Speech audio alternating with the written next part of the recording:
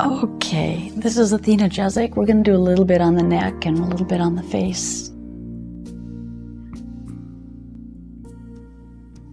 We just finished with her abdomen, and I'm curious as to if it gave her any relief to the experience of the tension that's going on in her stomach. So she says that it has helped a little bit. It's made her feel a little bit better.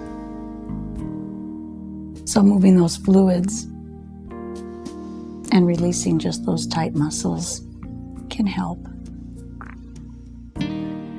Okay, because we're going to be on the face, I don't like to use a lot of oil, but I do need to get a little bit on. So I'm just going to put a very small amount on my fingers.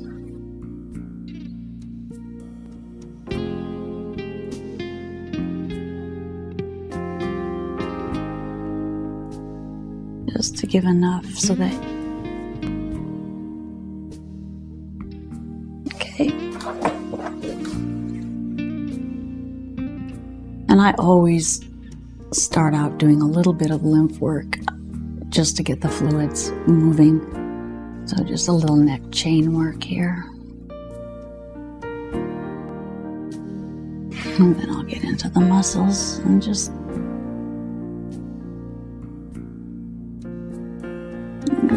always go upward with the face. The skin of the face has a lot of exposure to the wind and to the sun and to the elements, and so the tissues need to be swept upward. It gives them a little more strength. They're also, of course, experiencing gravity, and they do a lot of facial expression. So there's a lot of muscles in the face that just need to just relax. And sometimes there's a lot of jaw tension. Just the jaw comes in right here. You find that some of the culprit muscles run along the mandible and coming up, attach. And again, take a look at an anatomy book and get an idea of what the muscles are looking like, where they're going, where they're attached to, how deep they are.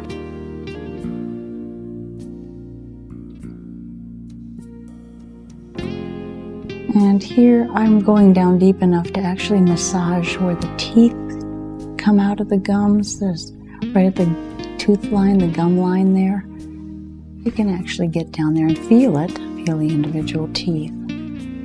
Back to the back to where the jaw, and then you can come in a little bit on the top jaw. That's not quite as distinguishable because of the cheeks, but you can still get there and work in like so.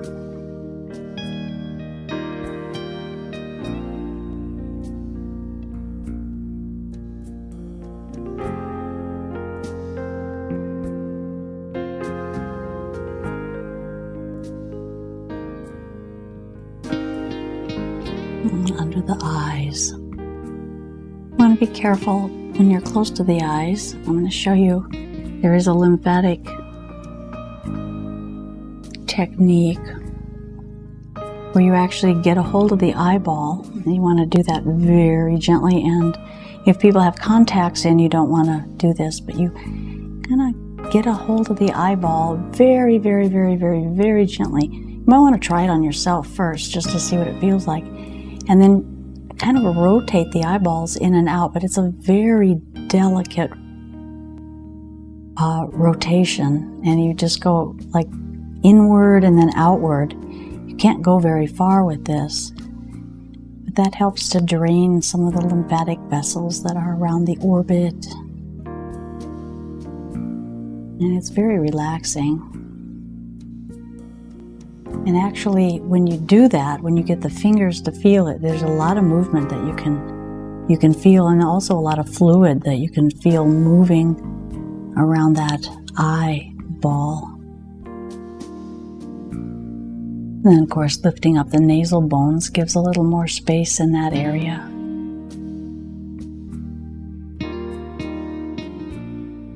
Sometimes some of the pollens or pollutants that are in the air create a lot of burning or eye watering going on. Sometimes just restraining eyes after looking at a computer for a long time might cause some watering of the eyes. So it's nice to have a little bit of attention to them, helping them drain and feel like they can get their space back.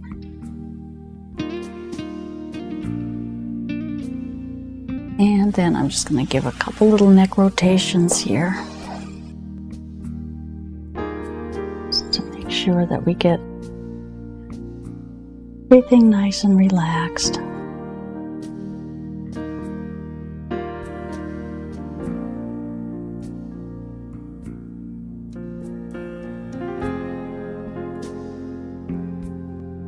And just running down.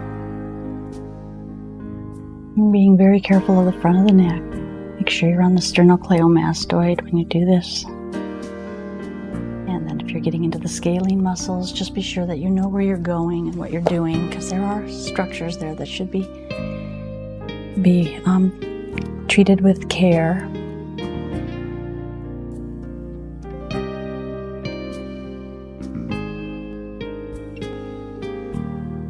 And this is an occipital base release, just to open everything up.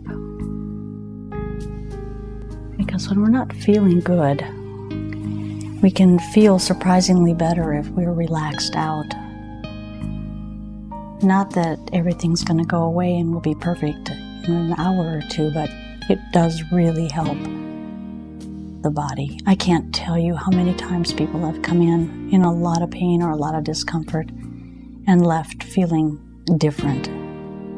Even though they didn't get completely over what it was they had, the significant difference was so valuable to them that it made everything much more tolerable, and they moved through it much quicker.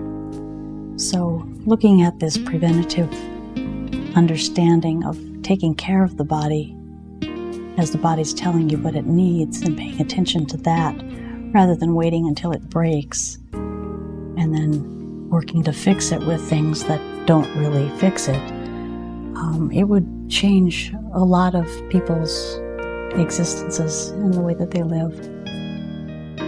So I urge you to take a look at that and see if it's something that you would like for your life.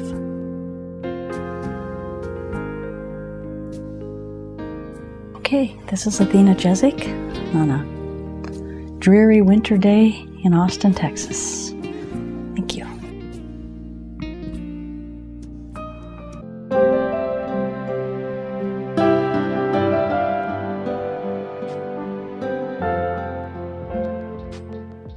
Thank you for sharing. Thank you for subscribing. And I think there's a little bell up there that you can hit that you'll get a notification every time we post. So if you want to, you can hit that too. But thank you so much for your support. I really appreciate it.